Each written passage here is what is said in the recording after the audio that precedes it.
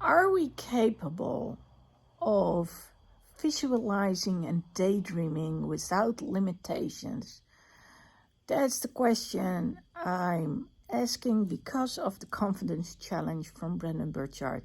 Well, first of all, I love the challenge, and he has explained very well that there are 3 parts.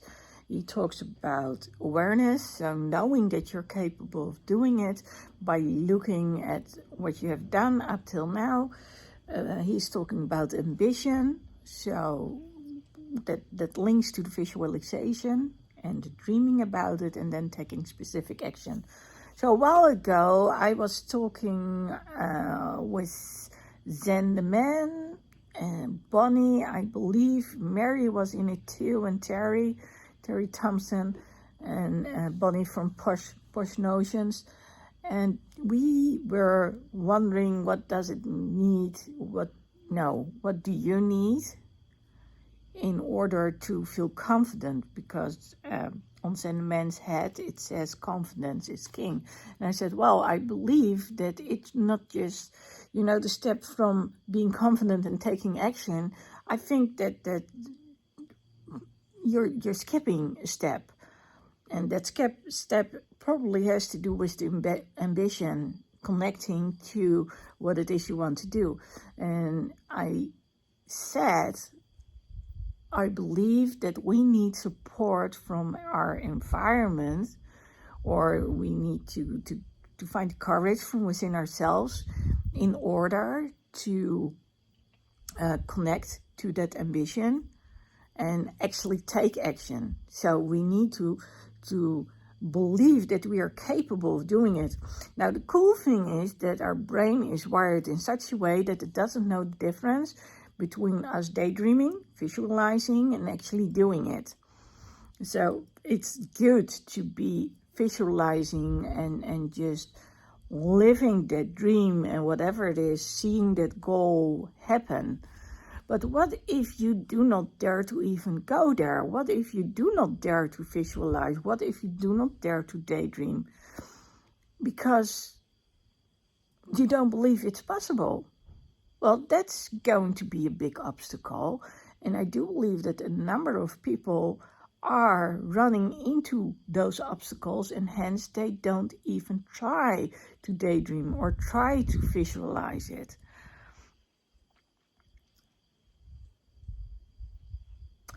So when we are children, or when we were children, we would be able to run around, tell stories, whether it was to our dolls or whatever.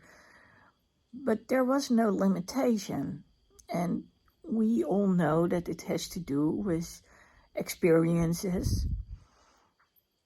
So it's when we get older and we have been conditioned by our environment, by experiences.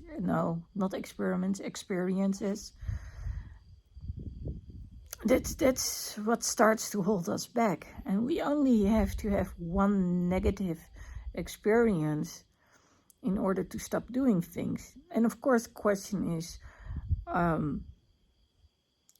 can we sort of undo it, as in tell ourselves, okay, maybe you had one bad experience, but how many positive experiences have you had? Basically, Brendon gets into that number when going into social confidence, which has to do with anxiety, and do you dare to interact with other people? Especially when you don't know them. Anyway, I love the topic, and I'm aware that it's probably the most difficult topic there is.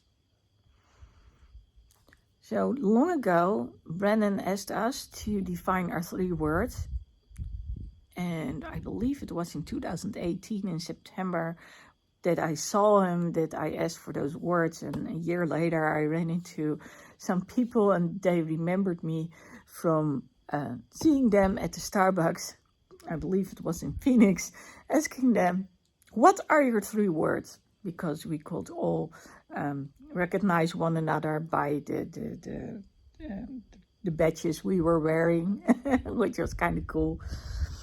And I'm very recognizable because most of the time I walk with crutches, so they immediately knew who I was, which was kind of funny.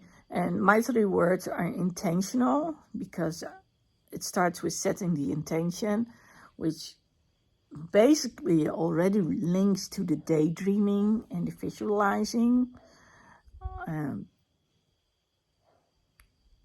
Courage and confidence, because it takes courage to get to do something, and when you do it over and over and over again, I'm positive that it will lead to confidence at one point or another. Well, I want to add a little something, because Bonnie, you know, the one from Posh Notions, she said something about reversing the fear. And I believe she's saying something that really makes sense. It's about discussing whether it's true. So what makes you fearful, and is there any truth to it? Or can you reverse it? And I guess that's the question when it comes down to it, every time, again and again. If you are afraid to do something, or you do not dare visualizing or daydreaming, why is that? And what if everything is possible? What if we allow ourselves to go back to daydreaming and visualizing and just be happy and then see what happens? But one thing is for certain, if we don't start doing it, then there won't be any action, because we're not going to do anything because we don't believe it anyway.